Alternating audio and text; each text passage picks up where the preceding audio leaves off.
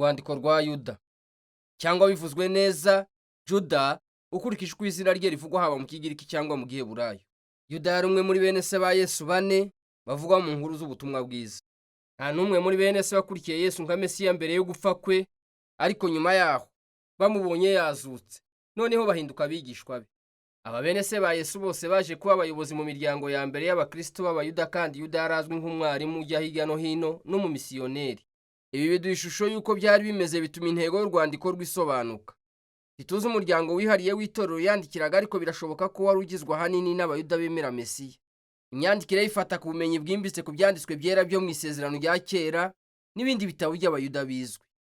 Yuda yari yasobanukiwe ikibazo cyugarije iri torero, uko niko adufasha gusobanukirwa imiterere y'uru rwandiko. Rutangira ashishikaza, hagakurikiraho umuburo no gushinja abigisha b'ibinyoma bagize uruhare muri iri torero. Hanyuma Yuda rusoreza ku nshingano zijyanye n'iby'iri torero rigomba gukora.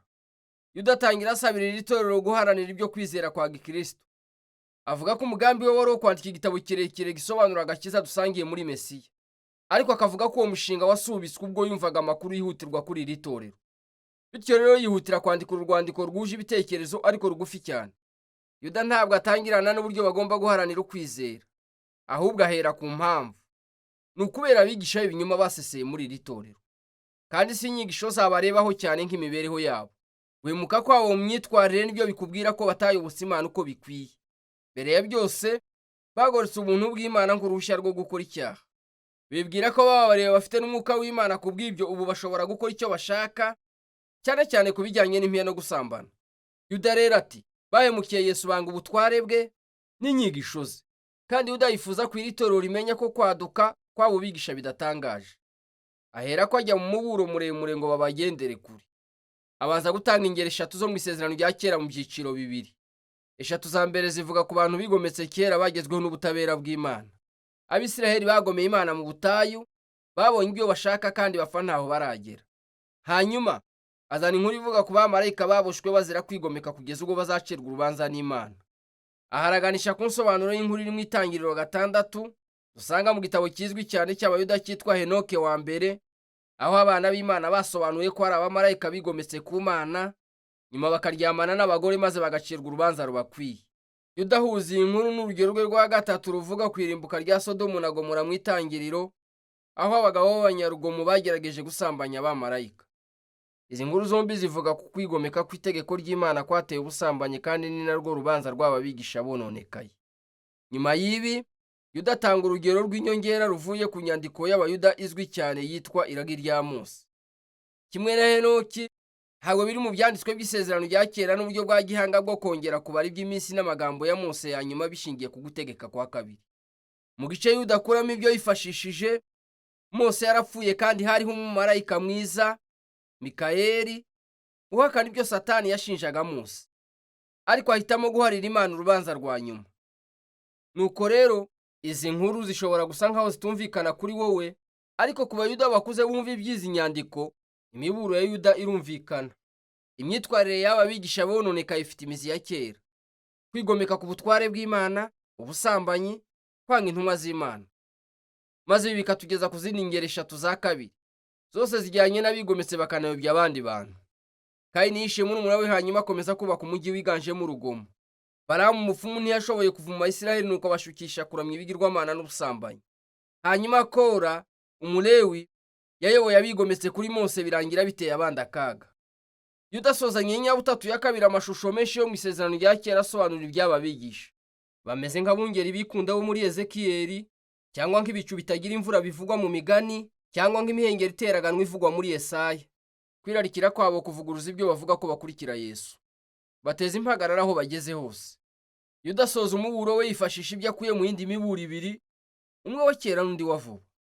Icya mbere nanone agikura mu gitabo kizwi cyane cya mbere cya Henoki, cyavuga ko kirimo iby'umuntu wa kera Henoki wo mu gitabo cy'Itangiriro yeretswe. Igitangaje aha ni uko Yuda yifashisha ibyo akuye mu mutwe utangira igitabo cya Henoki ubwacyo cyifashisha byinshi byo mu Isezerano rya Kera, bivuga ku munsi wa nyuma w'ubutabera bw'Uwiteka ku bibi by'abantu. Nuko Yuda ahuza umuburo wa Henoki wa kera n'uwa vuba uva ku ntumwa. Petero, Yohana na Pawulo bose bahanuye ko abigisha b'ibinyoma bazaduka kandi bakagoreka inkuru nziza za Yesu. kandi nabo ubwabo basubiragamo umuburo Yesu yavuze kare kuri iki kintu nawe. Iri torero rero ntirikeneye ibiryemeza birenze ibi. Ababigisha bagomba guhanwa. Uko niko Yuda agana ku muburo usoza. Afata ku nteruro ye yatangiriyeho ijyanye no guharanira ibyizerwa, hanyuma akerekana uko bikorwa mu bigereranyo byiza. Asobanura umuryango w'abayezu nk'urusengero rushya rw'Imana. Rero bagomba kubaka ubuzima bwabo ku rufatiro rwo kwizera kuboneye cyane, aribyo bisobanura ubutumwa bw'ibanze bw'ubutumwa bwiza buvuga ubuzima, urupfu no kuzuka kubw'ibyaha byacu. Kuri urwo rufatiro itorero rigomba kwiyubaka binyuze mu kwitanga basenga, ryiyegurira urukundo rw'Imana binyuze mu kumvira. Kandi kudahungabana kw'iyi nyubako kuzakomeza guhora bategereje kugaruka kwa Yesu kuzana ubutabera n'imbabazi ze, kandi nibakora ibyo bazafashanya gukomeza kubera Yesu abizerwa. Yuda noneho agasoza ahimbaza Imana izarinda abantu bayo kandi ikazanabakomeza kutagwa bakajya kure cyane y'ubuntu bwayo. Uru rwandiko rugufi rwa Yuda rurakomeye kandi rutuma abasomyi benshi ba none bibaza byinshi, babaza impamvu yifashishije inyandiko zidafatwa nk'izigize Bibiliya y'Igiheburayo. Urugero ni Enoki wa mbere cyangwa irage rya Mose. Birakwiye kwibuka cyane ko umuco w'Abayuda b'icyo gihe bibandaga cyane ku nyandiko z'idini. Yesu n'umuryango we kimwe n'abakristo b'Abayuda bo hambere bose bakuze basomaga Bibiliya y'Igiheburayo hamwe n'ibitabo byinshi bya nyuma byari bishingiye binahumekewe n'ibyanditswe. Kandi tuzi ko kera habayeho impaka zerekeranye no kumenya niba bimwe muri ibi bitabo bya nyuma bigomba gufatwa nk'ibyanditswe. Ariko utitaye kuri ibyo biracyafite umumaro. Igitabo kigomba kuba muri Bibiliya kugira ngo gitange ubutumwa bw'ingenzi ku bantu b'Imana. Kandi dufite inyandiko nyinshi z'Abayuda zo muri iki gihe.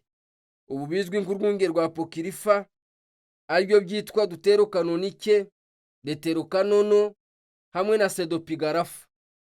Ibi byose byarabungabunzwe kandi bisomwa mu miryango y'Abayuda n'Abakirisitu. Byahoze byubashywe cyane. Ibyo ntibivuze ko byanditswe bigenewe kongerwa kuri Bibiliya y'Igiheburayo, ariko biri mu bigizwe urwaranda rwa Bibiliya. Bityo rero Yuda waruzi abasomyi be yari azi ko bazaha agaciro amagambo akuye muri Enoki wa mbere, akoresha inyandiko kugira ngo atangaze ubutumwa bwe ari bwo ubuntu bw'Imana twaherewe muri Yesu, tugomba gutanga ubuzima bwose atari ukwemeza ubwenge gusa. Zirikana ko Yuda atanegura cyangwa ngo yibande kuri teoloji yabo bigisha, ahubwo atinda ku mibereho yabo y'ubusambanyi ihakana Yesu. Rero aha Yuda ashyira mu bikorwa ibyo Yesu yabanje kubwira abigishwa be. Niba munkunda by'ukuri, mwitondere inyigisho zanjye. Ku bakristo, ukubaho nicyo kimenyetso nyakuri cy'ibyo wemera. Ibyo akaba ari byo urwandiko rwa Yuda ruvuga.